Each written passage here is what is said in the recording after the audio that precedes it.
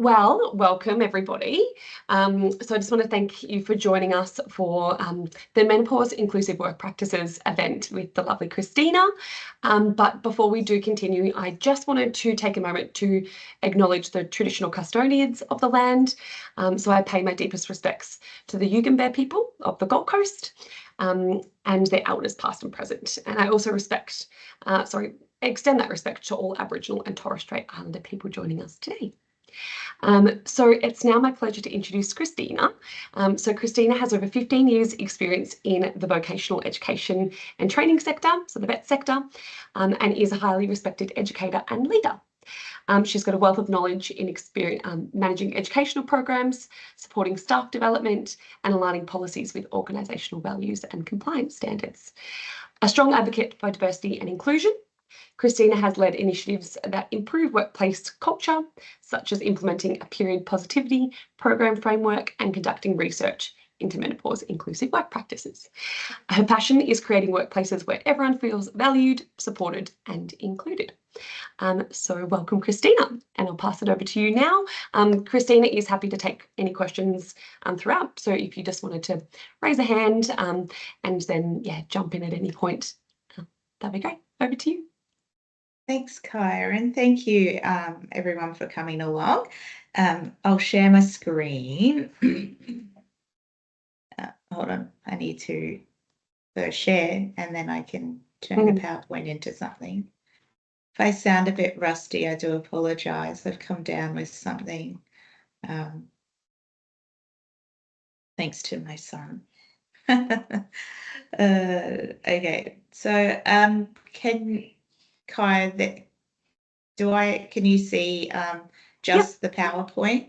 Yes, yeah. Oh, perfect. Okay, so thank you for coming along today. And like Kaya said, any questions, just let us know. Happy to stop and have that conversation with you. So just to let you know, the topic of this conversation links to my research that I'm doing with the Australian Institute of Business. I'm doing a Master's in Management in Research, and it's around inclusive practices for menopausal women. So I've played on words, and Faye will have heard me say this a few times at work. I'm just having a moment. It's my favourite saying. And so I figured I'd put it into the title of my project because it's exactly what I'd be saying when I am having a moment at work, when I'm having a menopausal moment.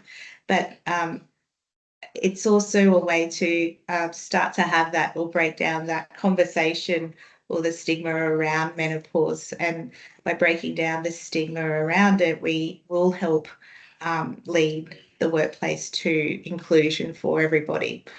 So if I go to the next slide, Kaya did ask me to talk about how menopause impacts women's professional lives in the workplace and how it impacts their career opportunities and how an organisation can then manage that, and then also how to have conversations in the workplace with all genders. And I think that's really important. It's not just a women's issue, it's an everybody's issue, and everybody needs to understand it if we're truly going to make it a workplace inclusive. So that's what we're going to talk about today. But a little bit about myself, and Nicole, coming from Silkwood on the Gold Coast there, I'm sure you know about TAFE Queensland, and even link in with TAFE Queensland at some point. But I used to work down on at the Ashmore campus down there, and the general manager of TAFE Queensland, Gold Coast, Karen Dickinson, allowed me to pursue a passion project called the Period Positivity Program one day when I went to her and I said, schools are doing this, schools are putting period or menstrual hygiene products on campus for their students, and it's for free, and at some point those students will come to us, and we need to look at this ourselves as the vet sector. And on top of that, it helps reduce barriers to education. And we have a lot of students on the Gold Coast, but the TAFE campus down there that are migrant, English as a second language cohorts, and vet sector has that link to improving socioeconomic capacity for students. So, but while they're studying, and we even know at university, students that go to university struggle with the cost of living, and sometimes it's the difference between having enough money to catch a bus or buy period products for that month. And so the disengagement with education can have a long-term impact on their economic security, but also getting through their qualifications. So it was a real eye-opener in terms of how much just having free period products on campus gave students that freedom to come. The participation rate and attendance rate improved, but interestingly, staff members were also saying it has helped with just being able to get to work on time and get to a meeting with having to worry about stopping into a store. Really great to hear. When we started to interview students and staff about the impacts of having these period products on campus, one of the things that I asked was, what training would you like to see or education would you like to see as an outcome of this pilot program? And overwhelmingly, majority of the people said, I need to know more about menopause. I don't know anything about it. I don't know about perimenopause. I don't know about menopause. Understanding when it happens and what it does would be really beneficial. And that got me thinking and led me down this rabbit hole into where I am today. Yeah, so there's a link there, and Kai will send this to you at some after this, and you can have a look at the outcome of that project, which is, I'm really proud of it. We've got it into, I think, last count was 25 campuses across the state, which was fantastic. So with my research, there's 2 questions that I am focusing on, and those research questions, which I hope to answer, is how does it influence our ability to participate in the workforce? Understanding how and why is the first start to being able to put in policy and procedures to support people. And then once you understand how, then you can embed inclusive practices within the organisation, which then can enhance inclusion. So that's the 2 questions that I'll be focusing on. And at the end, I will give you my details. So if you want to participate in my research, and I'm going through ethics at the moment, so more than happy. I'm looking for candidates to talk to. But the reason why is this so important, and why is this becoming something that people are talking about? Because the conversation around menopause in the workplace and menopause and periods and period-free products and all of that kind of stuff has increased in the last couple of years. And the reason why it's so important is that you can see on this graph here, women's participation in the workplace has significantly grown since the early 80s. Male participation has remained steady throughout this 40-year period along this line here, but women's participation is increasing, and even through recessions and global financial crisis, it didn't really impact women's participation at all. We actually continue to rise or continue, more people were entering the workforce. The only time participation rates dipped in this 40-year period was in around COVID, which was the same across the board, but it's bounced back and we are closing the gap. So half of the, or 48% of Australian workforce is now represented by people that identify as female. So when you get this, I've put the source down the bottom here, and you can go have a bit of a read about that as well. It's quite interesting. And then on top of all of that, in 2023, the Australian government acknowledged that menopause, and it's not just menopause in the workplace, but menopause in general across the spectrum of the community, including the health professionals, needed to be really looked at because women were not getting the right support. And so they stood up did a Senate inquiry into this and had a committee come together and review a number of topics out of that review. And this review was issued at the end of November of 2024. So it's really recent. And if in the notes of this, Kaya, there is the link to this report.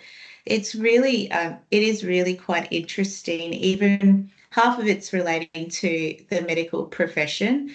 So that might not be as relevant to this group as, say, the medical community. But for us, a big portion of this was around workplaces and inclusive practices. And one of the recommendations, there were 25 recommendations that came out of this report.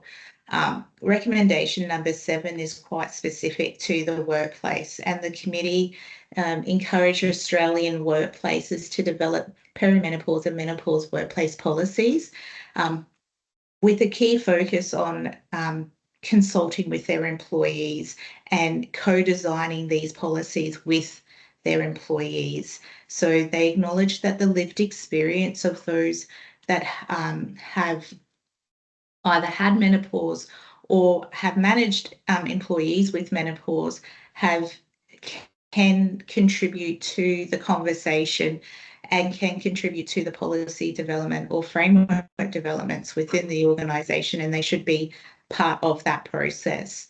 So with all of that in mind, we need to, I guess, take a step back and understand what menopause is in the first place, because in order to support people in the workplace, we need to actually understand what menopause is and how it influences somebody's ability to contribute and participate. So you'll see on this slide here, I've put a definition in there, and there's lots of definitions out there. So this is kind of a mold of definitions.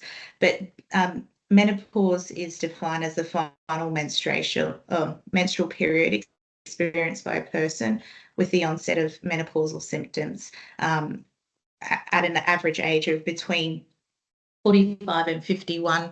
And this is menopause, and we'll talk about the fact that there are 3 different types of phases that a female will go through, and perimenopause can start earlier, so early 40s, sometimes depending on the individual, it could be in their late 30s as well.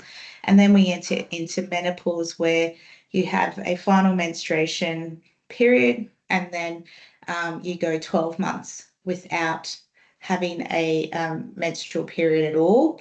And then that's what classifies you as being in menopause. So it's the end of your period, essentially. And then after that, we go into postmenopause. And throughout this time, an individual may experience up to 30 different symptoms, and it can be a varying scale. So it could be slight, and at the most extreme, they can be quite debilitating, where the individual has to exit the workplace because of the impacts of these symptoms. To understand some of those symptoms, I've classified them into 2 different types, physical and psychological.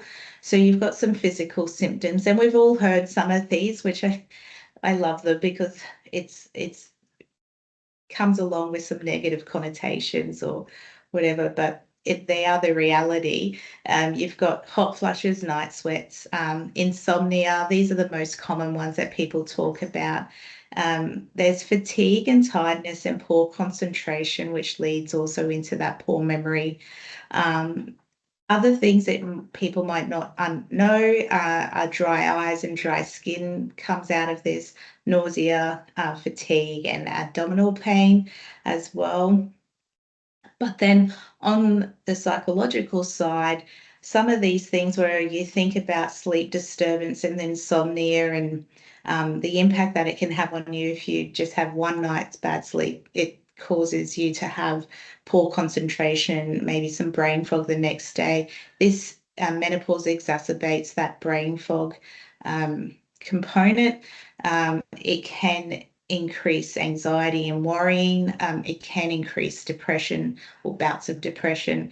And sometimes a person can go through life without any of these mental health issues, and all of a sudden they start to feel like they start to get anxious, they start to feel depressed, and they it all leads to a reduction in their confidence levels.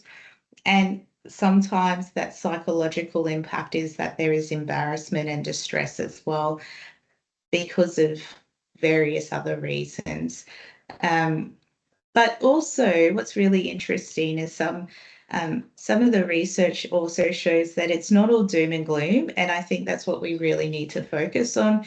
There is empowerment that comes out of this, and it gives some women have said that it increases their ability to be more assertive and provides them with that confidence to be able to advocate for their rights better and for the rights of others as well. So I don't think it's not all negative, and I think that's one of the things that we need to discuss or remember when we're having this conversation, is that it's a time and place.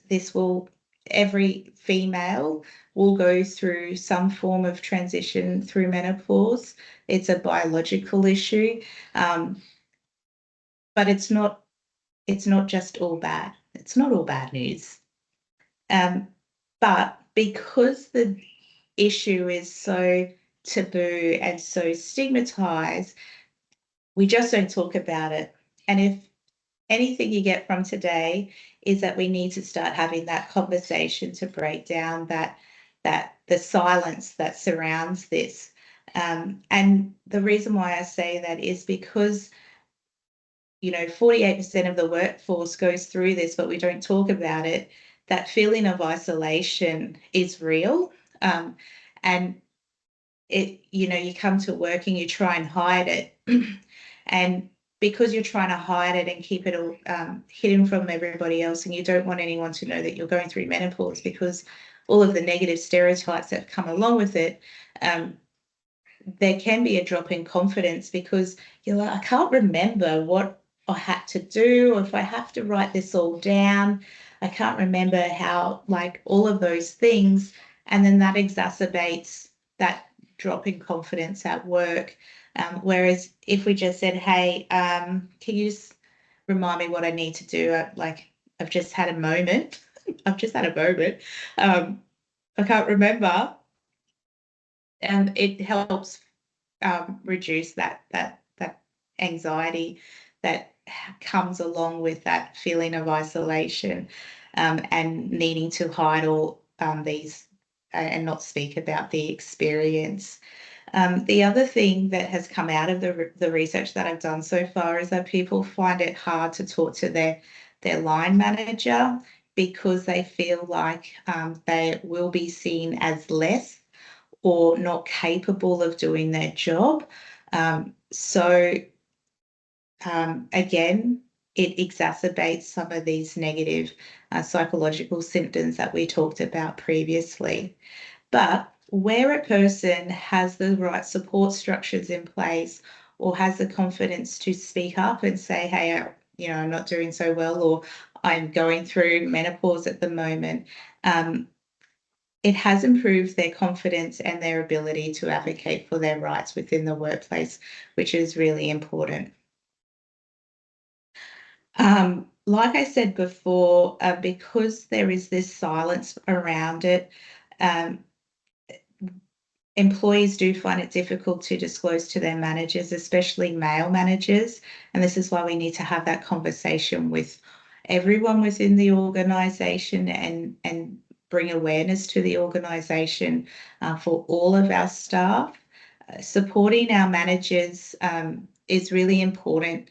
and training our managers in being able to have these conversations, or even just being aware of their staff, and what their staff is going through, and noticing a slight change in behaviours is really important, because, and this was brought up in the last session on Tuesday, if we don't know our staff and those slight changes, it may become a HR issue or a performance management issue. Whereas if we had the conversation at the beginning and said to, or even just ask the individual as a manager, hey, I've noticed something is a bit off, are you okay? It could have been solved, or support structures could have been put in place before we got to this crisis where we're having to now manage performance. And the reason why I say that too is the research says that where managers are empathetic and supportive, those psychological and physical symptoms lessen within the workplace, and it's because there's a good understanding and acceptance by not only the manager but staff, that, you know, colleagues and the wider organisation. Any questions so far?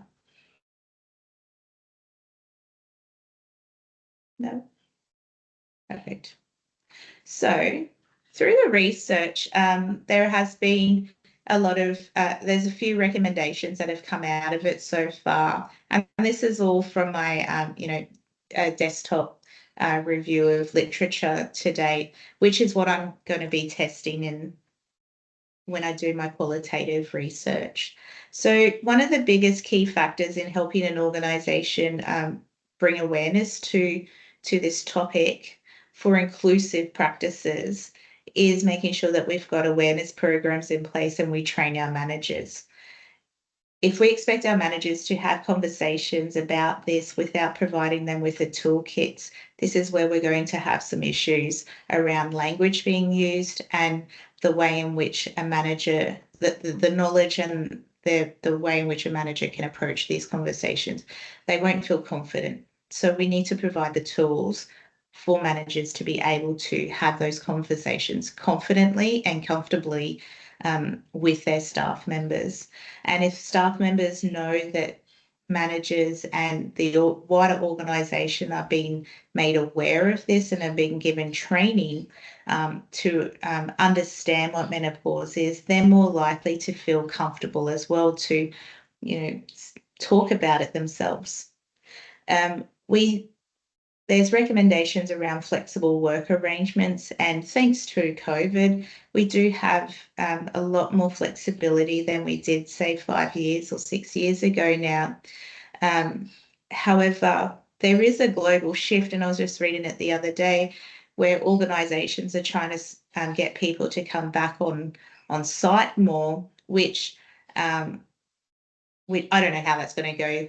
And Kai, you probably will have more of a insight into this than I do, but that's an interesting kind of concept when we think that productivity and all of that has been okay with people having these flexible work arrangements, and all of a sudden we're trying to shift the dial back to you all come in, you all work from these 9 to 5 type of arrangements. Vanessa and I were just having this conversation yesterday on the phone all about flexible work. So yes, some people are still not or wanting to go back to the way things were. Yeah, it's interesting. And Faye and I, from the organisation we work for, we've got people all over the country, so we all work from home, and it seems to work, right? So it's interesting to unpack that if you're in that space. The other thing that I found, and I love this concept, and it's a lot in UK where I've read this from, is this informal support structure. So some organisations have set up menopause cafes, which I just love the title of it. But essentially it's a group, a social group where they come together in a structured kind of way where they have this space that they can have a cup of tea and hang out and, you know, talk to each other about menopause and the impacts that it's having on them. And it helps decrease that feeling of isolation and I'm the only one going through it. And the outcome of that has been that the culture of that workplace has improved, and not just for the women that go to the menopause cafe, but it's filtered out into the rest of the organisation, and that understanding of menopause has actually improved inclusion for the organisation. It's incredible. Some of the other recommendations is around improved workplace conditions. So we're talking about, you know, making sure that there's cold water available. You know, period products on site is really important, especially when women are going through menopause, because your periods come on unforeseen. You just, I don't have anything on me, and then that leads to embarrassment and anxiety and all of that kind of thing. You know, having temperature controlled rooms, fans available, even the clothing that if you're asking your staff to wear uniforms, making sure that the uniforms are breathable, so that when they're if a staff member is going through menopause and they have you're not going to exacerbate their hot flushes by making them wear something that is not the fabric is not breathable. We also talk about job redesigning or job role redesigning where we need to help reduce some of the stresses that may be impacting or contributing to some of those psychological symptoms. And I've got here improved sick leave arrangements, and what we're talking about here is additional reproductive leave, or in some organisations, menstrual leave or menopause leave. There's a number of titles that it's coming under. So yeah, they're the recommendations so far that I've come across, and these will be what I've been testing. So why does this all matter? Like I said, 48% of the Australian workforce are women, and women are staying in the workforce longer than ever before. So really, when we think about perimenopause, starts around, let's go general, 40, and then you enter into menopause, say, between 45 and 51. Menopause can last for anywhere up to 10 years, so that will take us up to 61. So really, a good chunk of a female's working career will be entering through this or going through a menopause transition. And so if we're and in Australia, we work till 67 now. So that later half of a person's career, we need to make sure that we have these support structures in place to ensure women's participation in the workforce maintains or is retained. There's a lot of experience that we would lose as an organisation if we did not have these support structures in place. And outside of all of that, and something that comes through in the Senate inquiry is around the economic security of older women in Australia and the impact that menopause can have on that. So if an individual needs to leave because of severe symptoms, that there's less super available to that individual, which increases their insecurity or instability in their economic security long term. So as an organisation, we really do need to make sure that the workplace can support and be inclusive towards women long term, so that they stay. And the outcome of all of this, I guess, is that the Diversity Council of Australia really shows that where you've got diversity and inclusion embedded into your organisation, staff feel valued and performance and wellbeing improves, and the turnover of staff reduces. And I think being from a HR background, the people on this call, you would understand that the impact of on an organisation where you've got a revolving door of staff, that's not great for morale, but also the cost of having staff coming in and out and training staff to come in and replace somebody with all those skills that you already had. So by implementing some strategies to keep your staff helps improve the workforce of your organisation as well.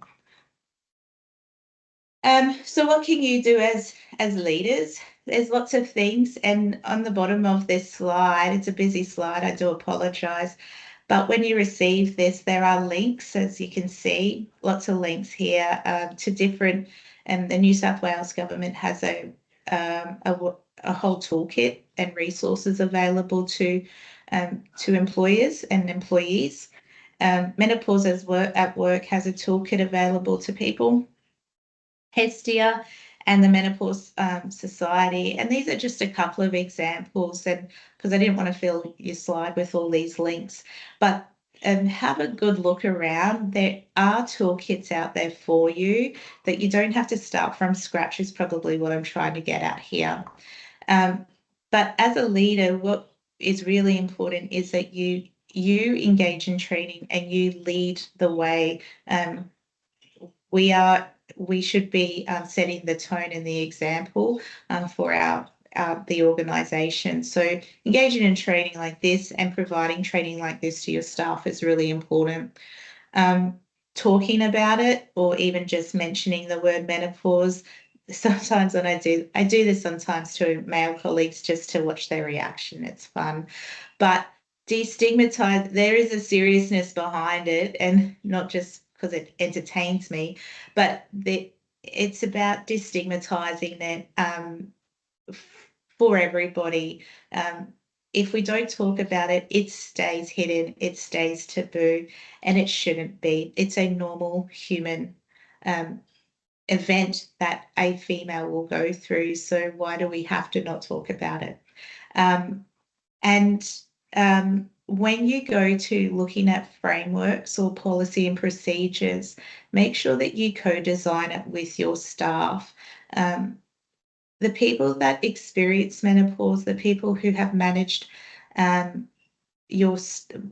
staff who have transitioned through menopause, and even yourself as HR professionals would have managed situations where menopause was an influencing factor. Sitting with those people and asking them what it is that you need, or how do you think we should include this or embed this, and what are the parameters in which we should work in, is really important. And you can get really good outcomes if you listen to those stakeholders, if you like.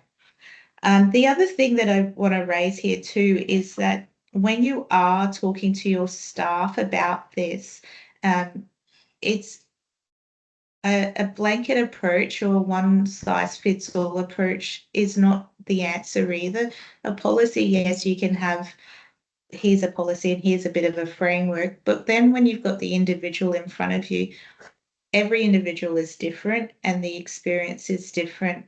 So on this page here, you've got, there's a work plan that Menopause at Work has provided, and it gives you an opportunity to have that conversation and design something that is specific for that individual.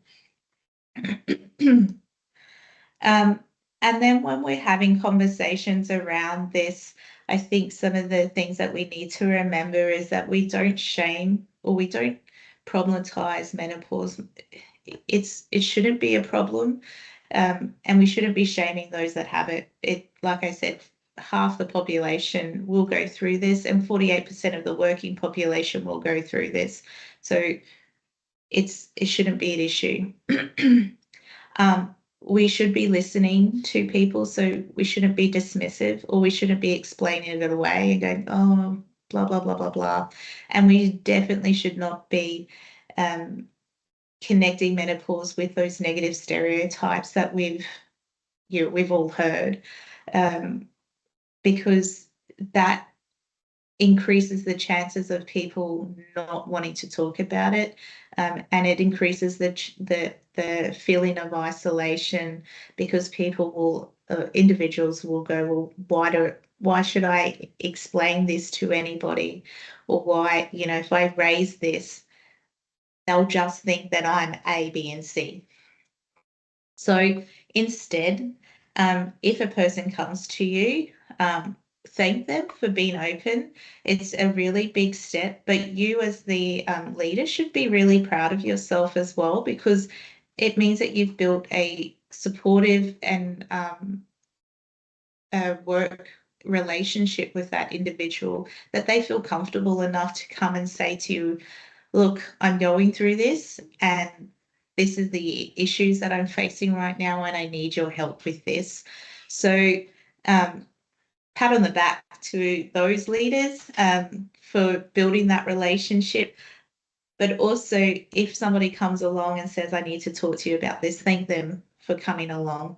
And then next thing is make sure that you ask them how you need to support them. And, you know, there might be some requests that you go, oh, look, I really don't know if I can do that. I will have to ask HR and get advice from them. But everything else that you've told me is confidential. That confidentiality is really important as well. But if you do need to speak to HR to get that advice, then that's where you need to just remind them, look, thank you for telling me this. I'll take what you've asked for away, and I'm going to talk to HR and I'll get back to you. And then make sure you get back to them. But most importantly, it's reminding that person that they are an important and valuable part of the team, and that you will do what you can to support them stay engaged with the workplace. And then when we're promoting inclusivity within the workplace, when it comes to menopause, like with any other type of inclusive practices and programs that you've implemented, because this is just one aspect of inclusive practices for organisations, tiny little part in the bigger inclusivity topic that we're talking about. It's really raising that awareness through education and using that inclusive and respectful language as part of that, and leading from the top, leading by example. So making sure that, you know, you use the right language and are showing respect and all of that towards our fellow employees. Creating that supportive environment and providing practical resources available to the organisation. So practical resources could be anything from fact sheets, your work plans, you know, making sure that the workspace is designed in a way that allows a person to maybe take time out if they need a quiet place to sit, and having and you know, I harp on about fans on a desk, but it's actually one of the easiest way to help somebody is just by having a personal fan on a desk. It's incredible. And having cold water available. So, you know, most places have that now. But most importantly, we need to make sure that we monitor and improve whatever we put in place. It's not a set and forget. Let's make sure that we monitor what we're doing, and if it's improving things, great. If we're getting stuck somewhere, then let's look at what the issues are and improve that and test it again. And then, so my framework that I propose and what I'll be testing, and it comes through the research, is that if we want to get the best inclusion model for menopause in the workplace, we really do need to have that employee participation in that co-designing phase of our policy and procedure or frameworks that we are developing. Research time and time again says, listen to the people. A Senate inquiry is saying, co-design it with your staff. So there's something in that. We need to talk to our people first to understand it. And if we talk to our people, I think you get better buy-in at the end of the day. once you've spoken to everybody and you get the lay of the land, then you can go about creating a policy and procedure that is going to be supportive of and improve inclusion within the workplace. So I guess the policy needs to have a commitment to preventing further exclusion or that reduction of perceived exclusion as well. And then from there, once you've set your policy and procedures up and you've got your all your resources ready to go, then it's about implementing this. And I think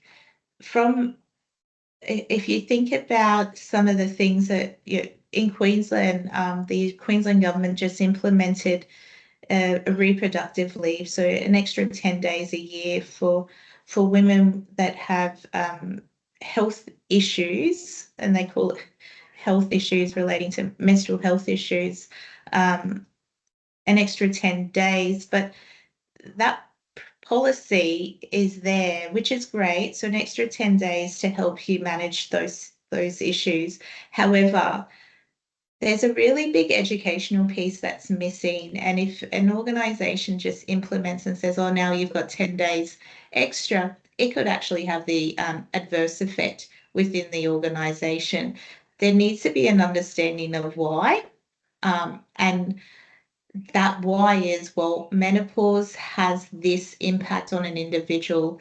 And at some point, that person may need to step out, go see a medical professional or whatever to help with managing some of these symptoms.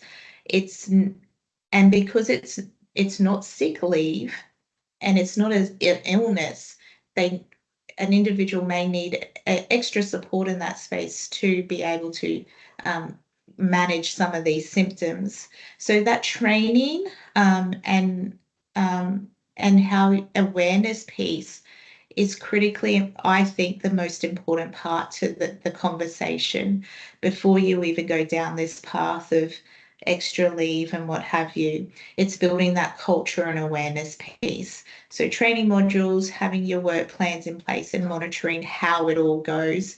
And as you go through that phase, it's reporting your findings of that implementation. Did it work? Did it not? And then, like I said here, you through that reporting of that findings, it's looking at your performance. Did the strategies you implement work? Did it improve inclusion? Did it improve culture? Because that's what we're really talking about. Did it reduce that stigma around menopause because culture has improved?